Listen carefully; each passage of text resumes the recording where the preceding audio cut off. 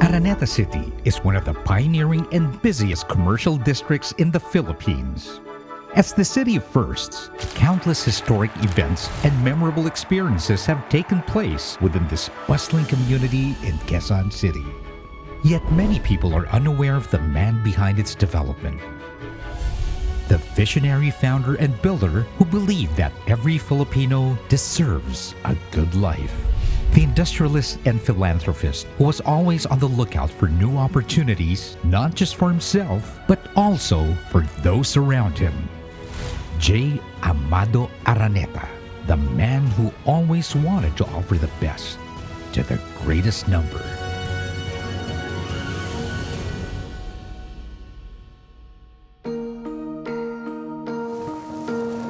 J. Amado was born on February 26, 1907 in Bago, Negros Occidental. As the fourth of 10 siblings, he was a loving son to his parents, Marciano Araneta and Natividad Sitson. Growing up during a time when the Philippines was a Commonwealth nation to the United States, J. Amado was exposed to various Western ideas through his education, giving him diversified outlooks and perspectives in life. From Bago Elementary School, he was sent to Manila to finish primary and secondary schooling in Lasal. And in college, he took business management at the University of the Philippines. Amading, as he was fondly called, was remembered by his classmates for funding the publication of their graduation yearbook, Filipination, and for financing many issues of the Literary Apprentice magazine published then by the struggling UP Writers Guild. These deeds were preludes to his acts of generosity in the future. He graduated from college in 1930, ready to make his mark as a business pioneer in the country. He began his career by engaging in various businesses, from the lucrative sugar industry to the booming mining industry. But his pioneering spirit would see him take even more challenges, such as newspaper and magazine publishing, logging concessions, investment and finance, stock trading, sports promotion, retail, and property development. And by the 1940s, Don Amado founded even more businesses, including an oil processing corporation, a perfumery, a film production company, and a jute sack making corporation. With so many substantial enterprises, he became prosperous and shared his blessings. When World War II came to the Philippines, he secretly supported the underground resistance that would later be instrumental in liberating the country from its foreign invaders.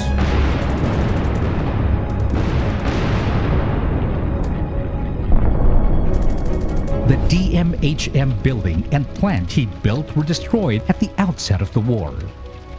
Nonetheless, his goodwill and optimism carried him through, and upon its conclusion, Don Amado became a major player in the rehabilitation of the country.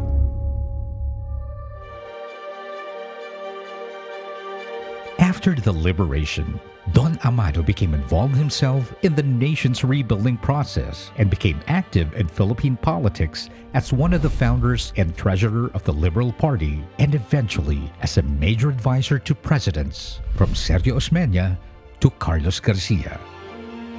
President Manuel Rojas largely enlisted his assistance for so much of the reconstruction work of the Philippines after World War II.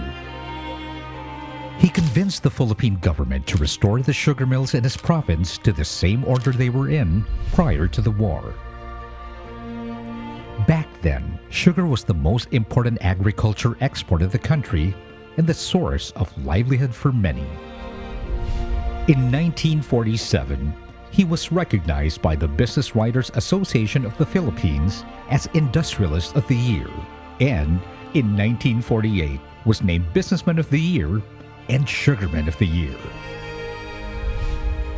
Many would already consider his career at this point to be outstandingly successful. But for Don Amado, even greater contributions to Philippine society were still to come. In 1952, he acquired a 35-hectare land in Quezon City, where he envisioned a sprawling business and leisure center that will feature a series of landmark buildings. The first of these structures opened in 1960 as the largest indoor stadium in the world at that time, the Araneta Coliseum. Don Amado had this iconic coliseum built to bring larger-than-life events and world-class shows for the Filipinos to enjoy. More structures began rising around the Coliseum from 1960s onward, leading to the development of the Araneta Center, an icon of modern retail and entertainment in the country. To the 4,000 people under his employment, Don Amado was known as the boss, though he was still Amading to his close friends and associates. With his firm yet nurturing way of leadership, he chose committed and loyal people to work for him, and he trained and nurtured them. He not only developed buildings and structures, but created relationships and molded successful people as well. Primed under his flourishing empire, many of Don Amado's employees would eventually become outstanding political and diplomatic figures.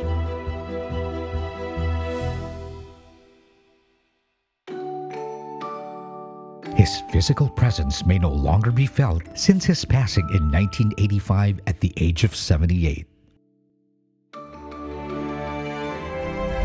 But his timeless vision continues to animate the Araneta Group of companies' progress and development. Today, Araneta Center has transformed into Araneta City, the city of firsts, building on Don Amado's indelible legacy of introducing first-of-its-kind developments to the country and having the Filipino people experience them in their own way. At the same time, his dream of bringing the good life to people continues on through the foundation that bears his name, the J. Amado Araneta Foundation, which offers opportunities for excellence in education, enterprise management, sports, culture and the arts, and spiritual development. There's actually more to the name Araneta than just a place. So the next time you visit Araneta City, now you know how it came to be.